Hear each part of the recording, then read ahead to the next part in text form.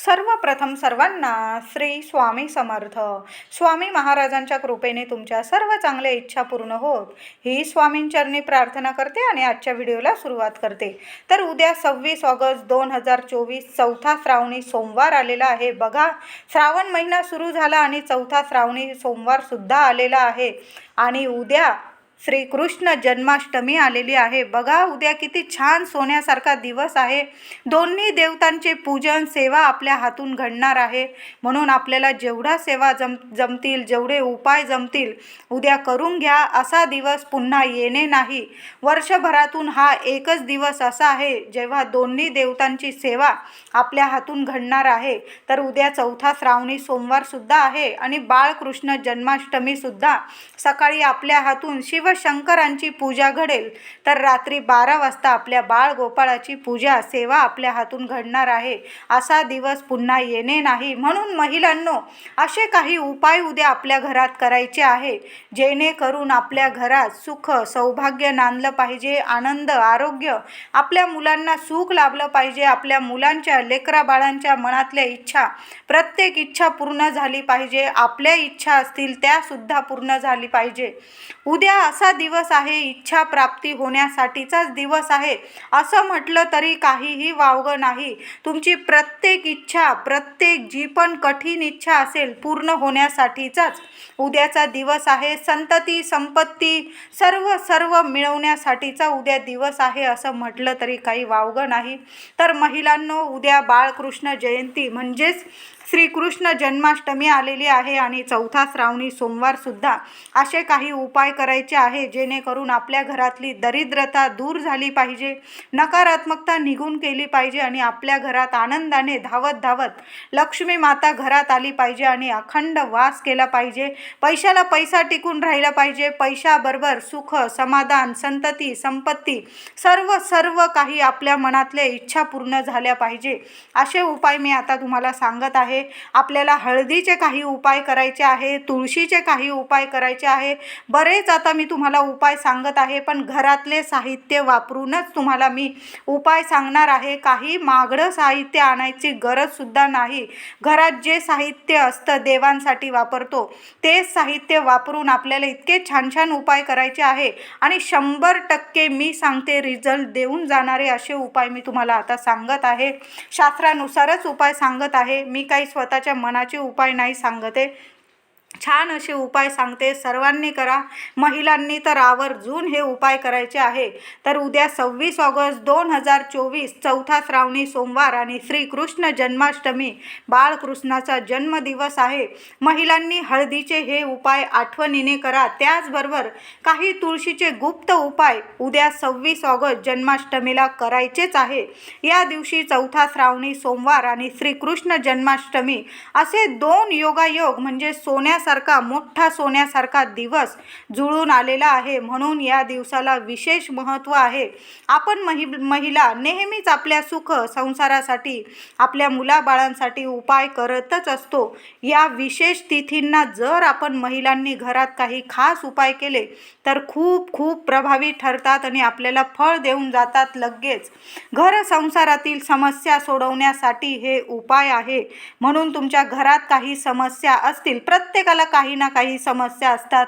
पैशांसंबंधी, आरोग्यासंबंधी, मुलांसंबंधी, लग्न कार्यासंबंधी काहींना सगळं असतं पण संतती नसते. सर्व समस्यांवर 100% रिझल्ट देऊन जाणारे असे हे उपाय आहे. म्हणून उद्या नक्की हे उपाय करा. या उपायामुळे घरात सोन्यासारखं सुख येईल, मुलाबाळांची भरभरून प्रगती होईल, 7 जन्मांची दरिद्रता दूर होईल. श्रीहरी विष्णूंची, माता लक्ष्मीची अखंड कृपा तुमच्यावर होणार आहे आणि जन्मभर राहणार आहे. असे हे उपाय आहे. उद्या जन्माष्टमीला सकाळी लवकर उठा महिलांनो, ब्रह्ममुहूर्तावर उठा.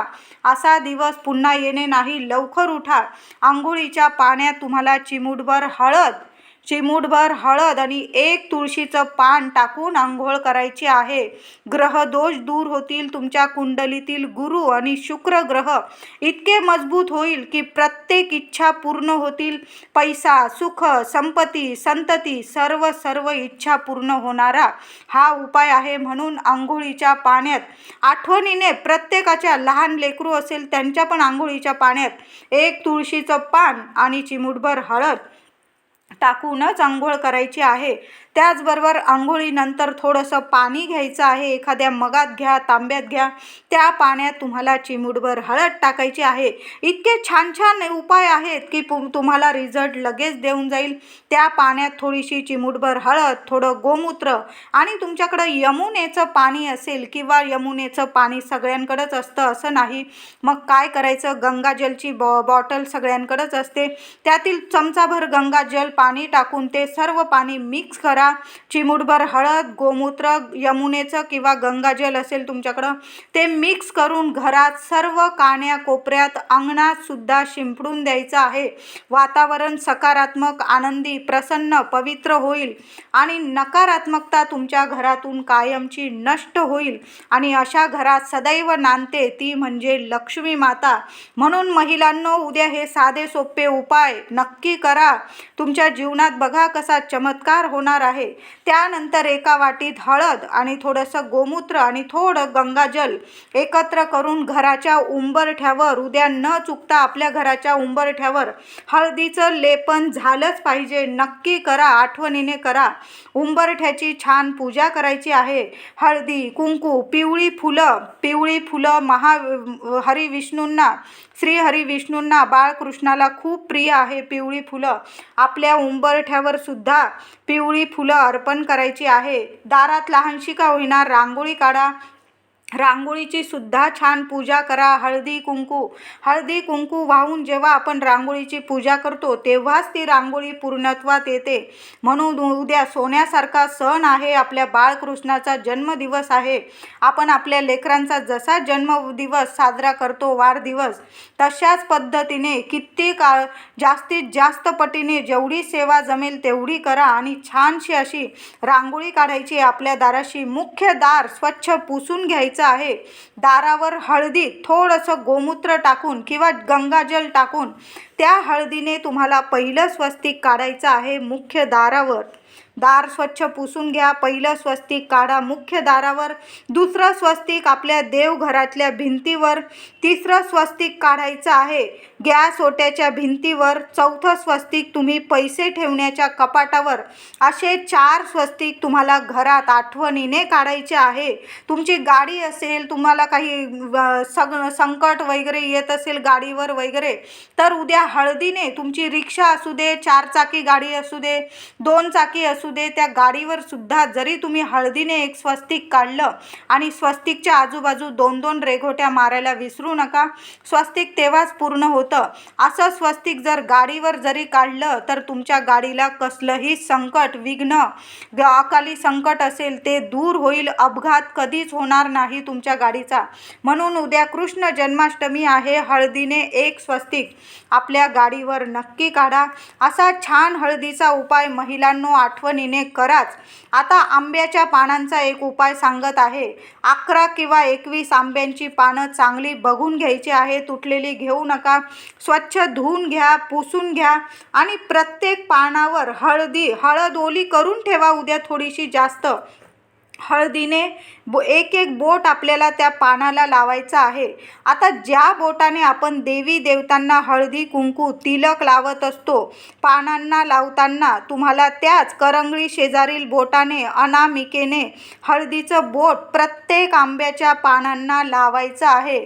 आणि त्या आंब्याच्या पानाला हळदीचं बोट लावताना तुम्हाला कुठला मंत्र म्हणायचा आहे तर ओम नमो भगवते वासुदेवाय नमः. ओम नमो भगवते वासुदेवाय नमः मंत्र जपायचा असा मंत्र जपा आणि त्या 11 किंवा 21 पानांचं तोरण करून आपल्या मुख्य दारावर लावायचं आहे. खूप प्रभावी उपाय आहे.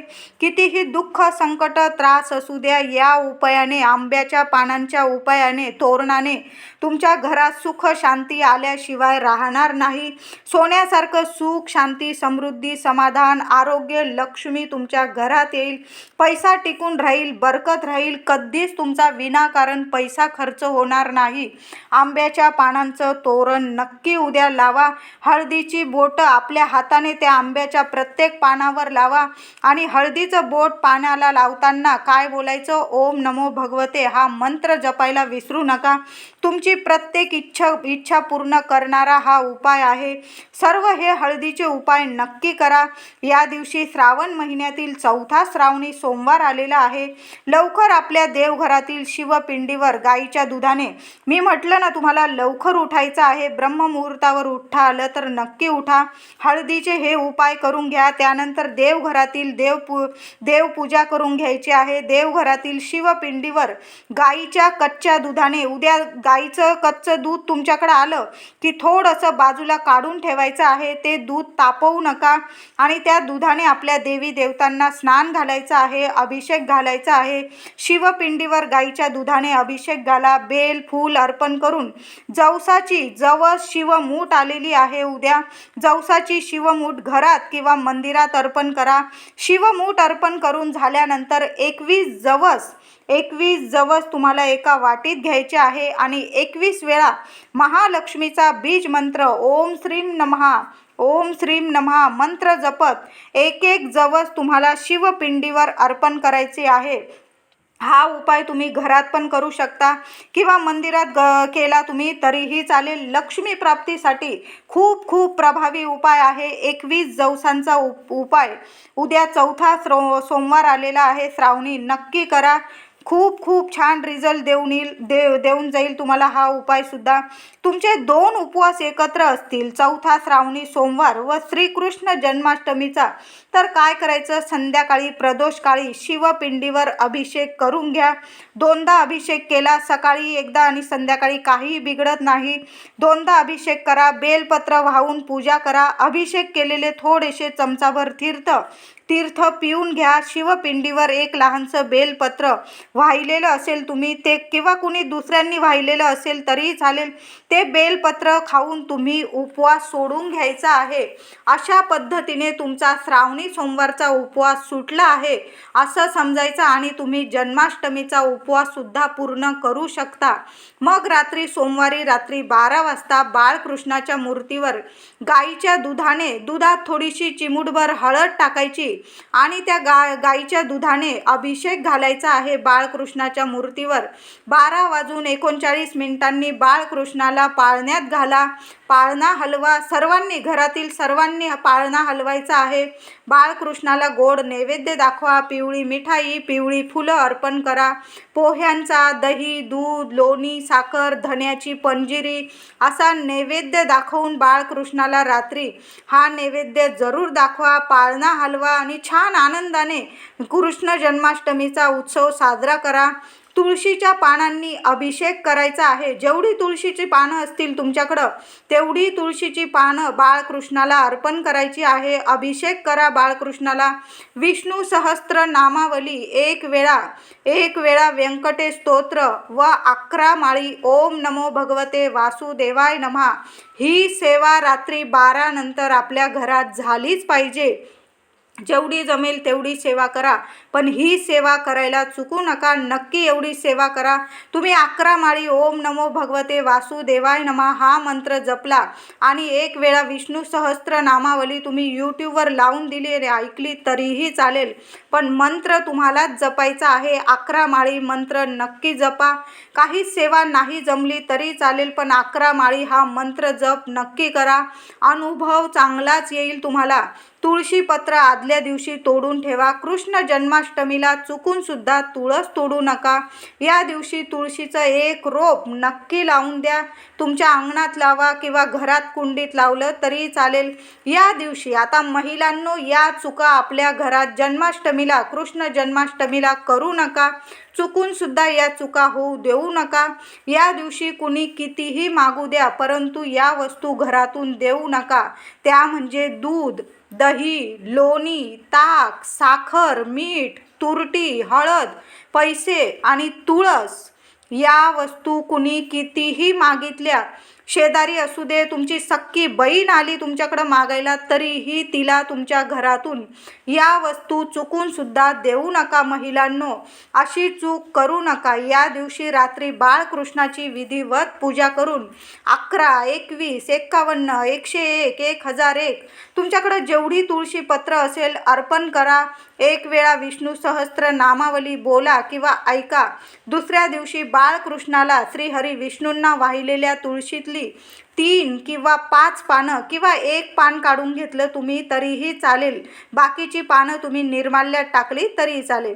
त्यातली 3 किंवा 5 किंवा 1 तुळशीचं पान काढून घ्या आणि ते तुळशीचं पान एखाद्या पिवळ्या कपड्यात किंवा पांढऱ्या कपड्यात बांधून तुम्हाला तिजोरीत ठेवायचं आहे. या दिवशी 21 धने, अख्खे धने बाळकृष्णांचा ओम नमो भगवते वासुदेवाय नमः हा मंत्र 21 वेळा बोलून एका वाटीत बाळकृष्णाला ते अख्खे धने अर्पण करायचे आहे. त्या धन्यांवर 1 खडी साखरेचा तुकडा किंवा थोडीशी साखर ठेवा.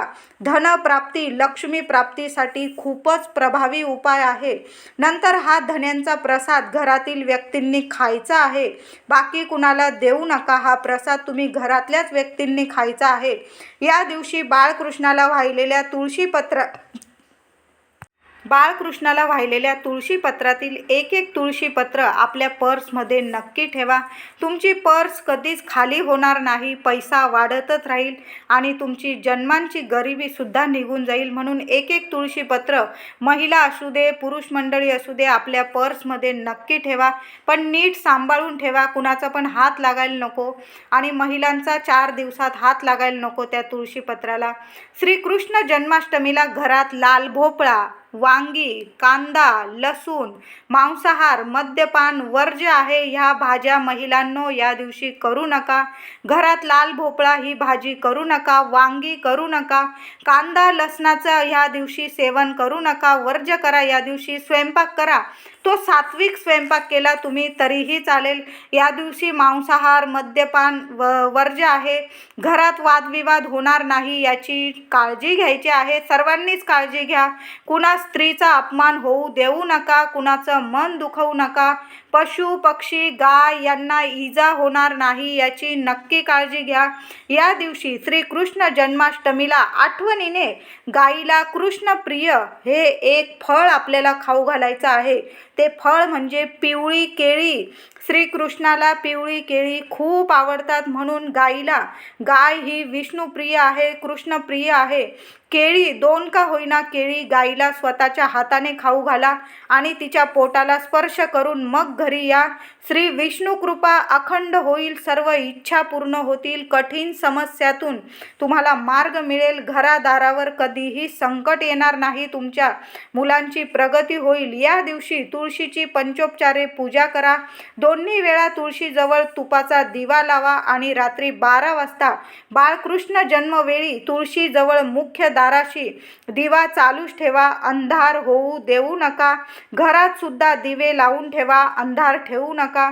देवघरात तर अखंड दिवा सकाळपासून रात्री दुसऱ्या दिवसापर्यंत एक अखंड दिवा लावूनच ठेवा. त्या दिव्यात 2 लवंग टाका. महिलांनो 2 लवंग आपल्या देवघरातल्या दिव्यात नक्की टाकायचे आहे.